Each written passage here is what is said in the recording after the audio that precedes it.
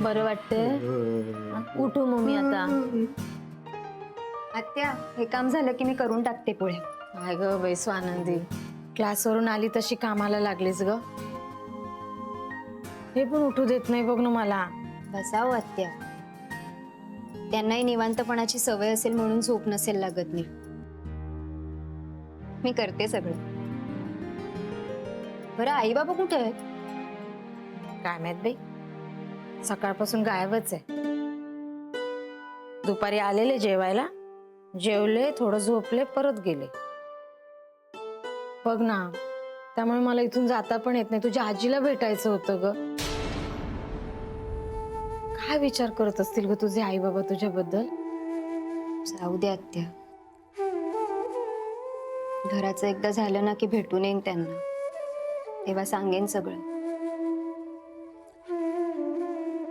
आणि वडील आहेत माझे, 4 शब्द रागाने बोलले तर कुठे बिघडलं. राग गेल्यावर आधीपेक्षा जास्त प्रेम करतील. मग काय एवढं भरून आलं तुला?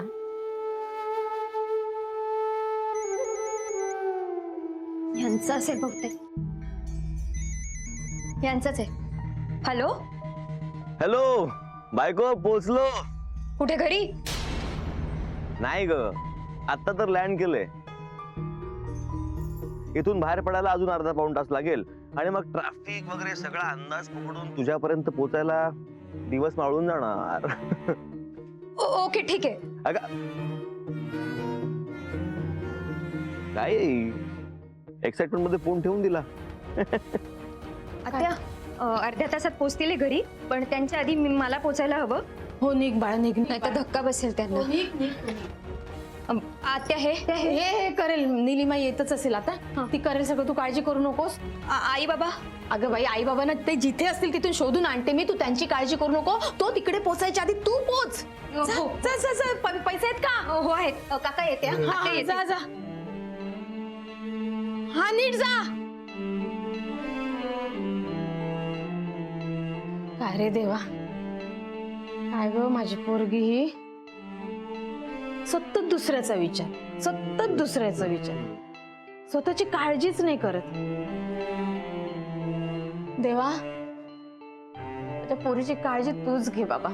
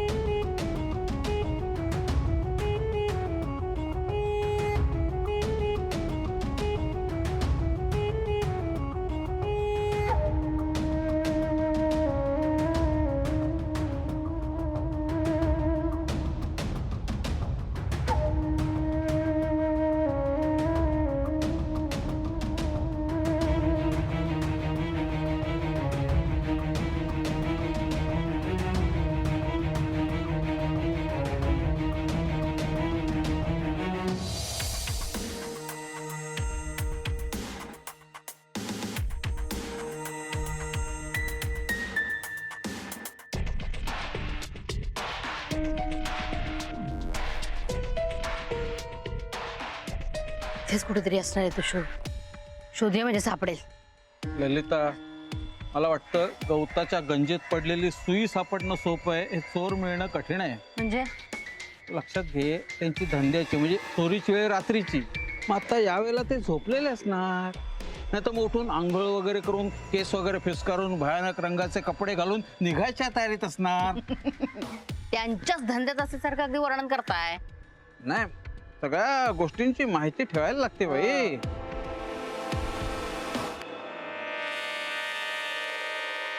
ऐका, ते चौघ बसलेत ना तिथे,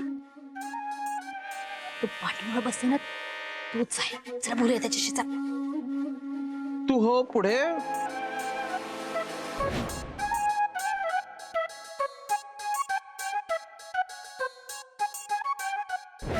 त्याचा हात खूप जड आहे ग. अच्छा, म्हणून मला पुढे पाठवताय का? हो. हे? नाही म्हणजे तुला काही तो करणार नाही ना. तो म्हणाला होता ना त्याचा उसूल का काहीतरी आहे, बाईच्या अंगाला हात नाही लावणार. फुसके जागीरदार तुम्ही. बायकोला सतत पुढे करा. लाजही वाटत नाही ना या गोष्टीची तुम्हाला. विश्वास विश्वास आहे तुझ्यावर माझा. अगं माझी बायको दरोडेखोरांनाही भारी पडेल. ते तर काय भुरटे चोर आहेत. कातडी बचाव म्हणतात याला. चालणार नाही असं केलेलं. चला पल्लवी पुढे.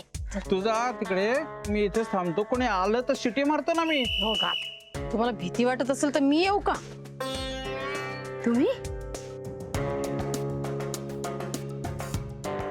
जेव्हा जेव्हा ललिता तू पाप करते ना तेव्हा तेव्हा मी येते. अग कसलं पाप? हा, चोराला बघितलं तर तुम्ही? ऐकलं मी तुमचं बोलणं. बघू तरी. बघते. थांबवा त्यांना. ओ वच्ची थांबा, ऐका जरा थांबा. पुढे टाकलेलं पाऊल वच्ची मागे घेत नसते.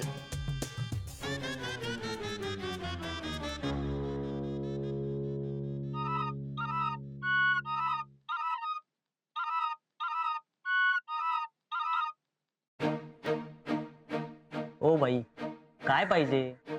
होय, हा तो नाही दिसत आहे. नाही, गैरसमज झाला दादा. मला काय वाटलं तोच माणूस तो, की मी ज्याला ओळखते मला वाटलं तोच आहे म्हणून आले होते. हो बाई, हा? जा ना, खेळू द्या आम्हाला. खेळ की, मी कुठे डिस्टर्ब करते तुला? मी काय म्हणते, असा लांब केसाचा माणूस आपल्या एरियात दिसला का कुणाला? आम्हाला नाही माहिती हो. एखाद्या सलूनवाल्याला जाऊन विचारा, त्याच्याकडे लांब केसवाल्यांची लिस्ट असेल. मुद्दा बरोबर आहे याचा. सलूनवाला.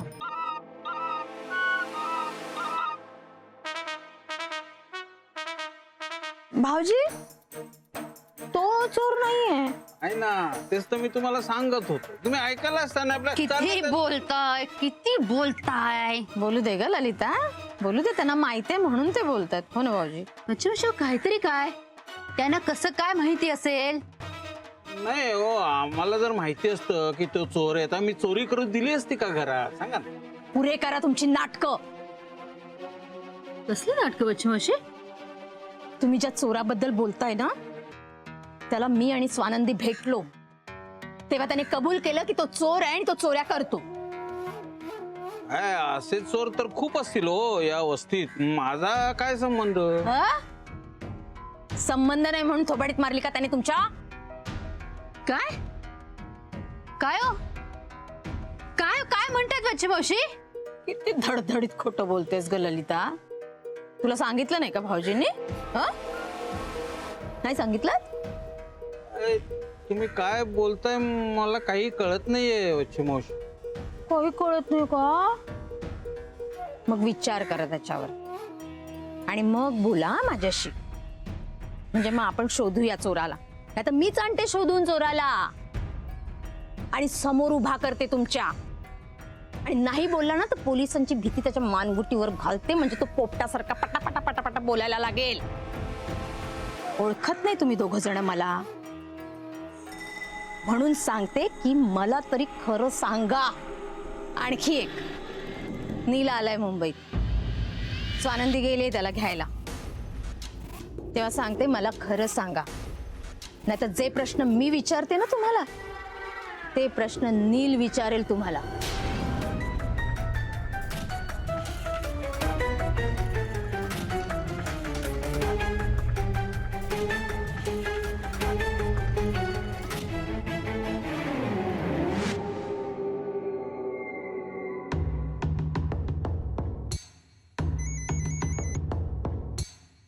हा हा आई बोला. स्वानंदी पोचलीस का ग घरी?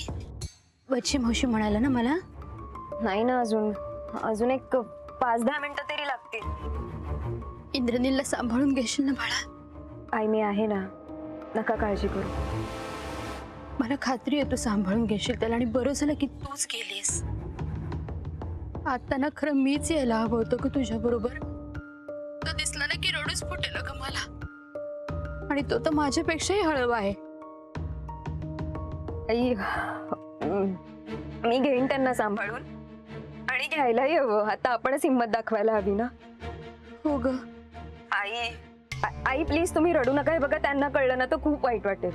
हो, ठेवू का फोन? बाय, काळजी घे. बाय.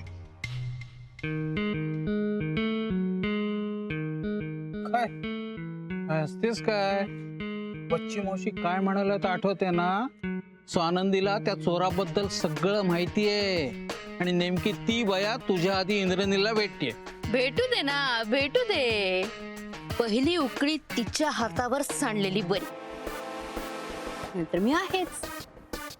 जर तिने आपल्या विरोधात त्याचे कान फुंकले ना, तर शिरखेडला जाऊन भैया साहेबांचे पाय पकडण्याकरिता दुसरा कुठलाही मार्ग नसेल आपल्याकडे. किती लवकर घाबरता तुम्ही. ललिता, आपल्यावर फार कठीण परिस्थिती आलेली आहे. तुला भीती नाही वाटत? छे, अजिबात भीती नाही वाटत मला. आणि ह्या पूर्वीच मी तुम्हाला सांगितलेलं आहे, मला सोपी कामं करायला आवडतच नाहीत. मी कठीण कामच करते. ग, पण ती इंद्रनीलची बायको आहे, तो तिचंच ऐकेल. पण इंद्रनील माझा मुलगा आहे, आणि माझ्यावरच गेलाय तो, बापावर नाही. म्हणजे बायकोच्या ताटाखालचं मांजर नाहीये तो. त्याला कोणी कितीही सांगू दे, शेवटची फोडणी मीच घालणार आणि तीच कामी येणार. वच्ची मावशी आणि स्वानंदीला काय खिचडी शिजवायचे ना ती शिजवू दे. इंद्रनीलला विश्वासात कसं घ्यायचं ते मला चांगलंच ठाऊक. तुला काय म्हणायचंय? तो तुझ्यावरच विश्वास ठेवेल? हो, 100% खात्री आहे माझी.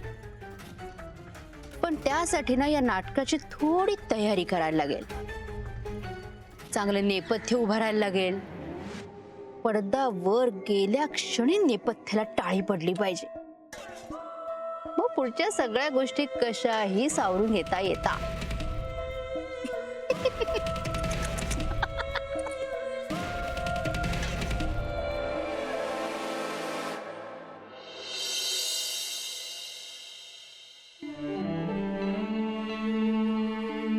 वॉचमन येणार होता, अजून आला कसा नाही? दादा, हा नाही, टाळा खोलू का? तुम्ही आतलं दार पण उघडाल का? लगेच खोलू.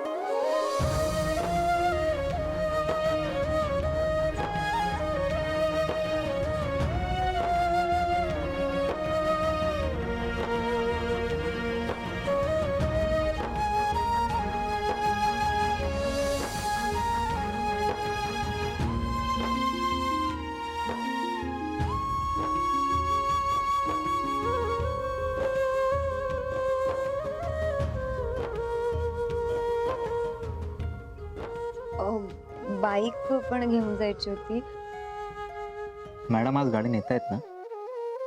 हो, ते चावी आणली होती. माझे मिस्टर येत आहेत, ते आले की नेतो आम्ही. हा चालेल. थँक्यू.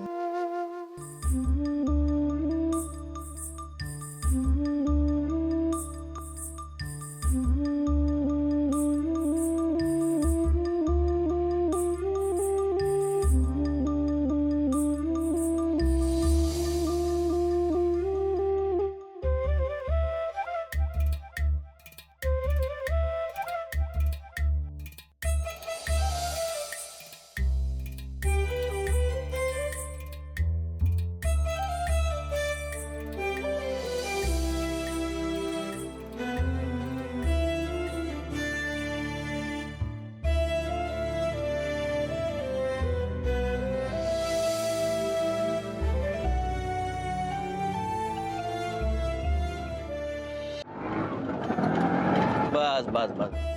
किती झाले? 300. ओके. हे घ्या. थँक्यू. एक मिनिट.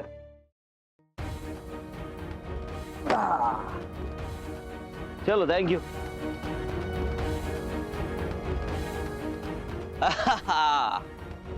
मी तुला किती मिस केलं माहितीये. हो आनंदी काय करतेस कोणतरी बघेल ना. हा कोणतरी बाहेर येईल तुझ्यावर हसलं बरं का बघून मग तुला. हा? कुणीच नाही. म्हणजे हा? कुणी नाहीये घरात. ओ, असं कसं झालं? माझी बायको इतकी कशी हुशार झाली की बरोबर मी यायच्या वेळी घरातल्या सगळ्यांना बाहेर पाठवलं आणि चक्क मला बाहेर येऊन मिठी मारली. इम्प्रुव्हमेंट आहे. नाहीये. अगं बॅग. तुला माहितीये का मला 2 दिवस इतकी घराची आठवण येते ना. अगं मला थांब मला शूज तर काढू दे. हे काय अंधार आहे. लाईट तर लाव सर.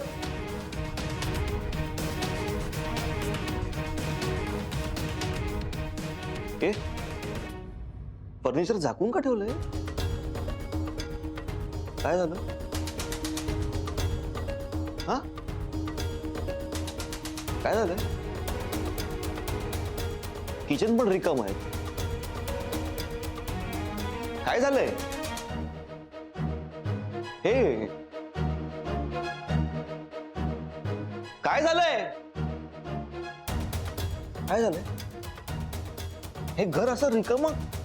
आपलं घर असं. हे घर आता आपलं नाहीये.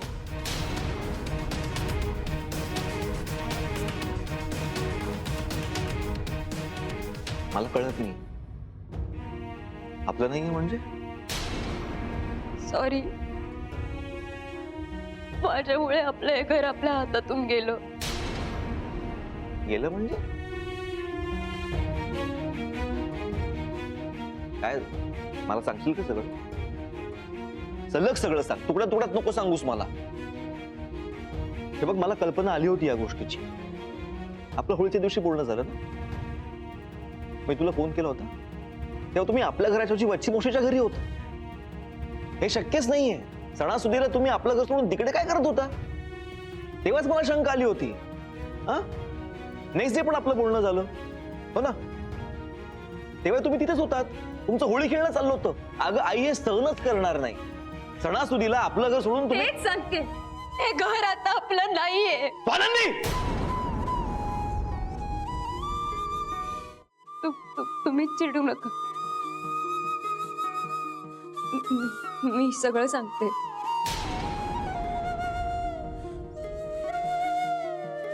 आपलं लग्न होण्याआधीच आई बाबांनी हे घर गहाण टाकलं होतं आणि त्याचं कारण आहे मी आणि माझे बाबा. आमच्यामुळे क्षीरसागर आई बाबांना त्रास देत होते. बघा ना आई बाबांनी आपल्याला काही कळूच दिलं नाही. सगळं सहन करत राहिले एकटे.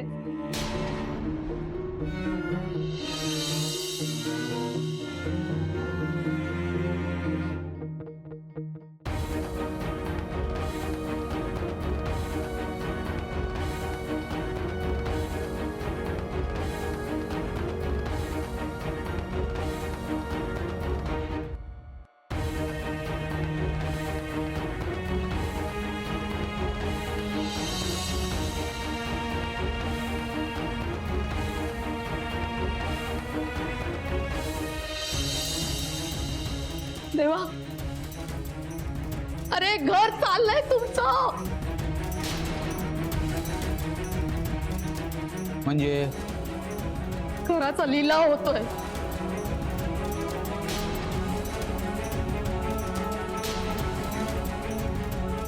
लिलाव होतोय घराचा.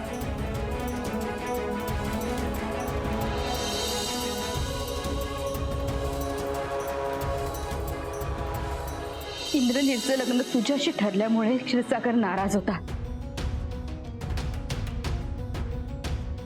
नाही पण त्यांचा आमच्या लग्नाशी काय संबंध आहे? अगं त्याला तुझ्या वडिलांकडनं काही सवलती हव्या होत्या इन्कम टॅक्स चुकवण्यासाठी.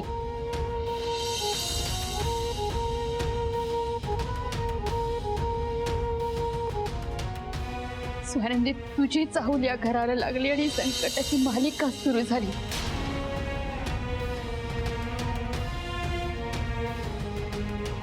तुझा पायगुण वाईट असं मी एका शब्दानेही कधी म्हणाले नाही तुला.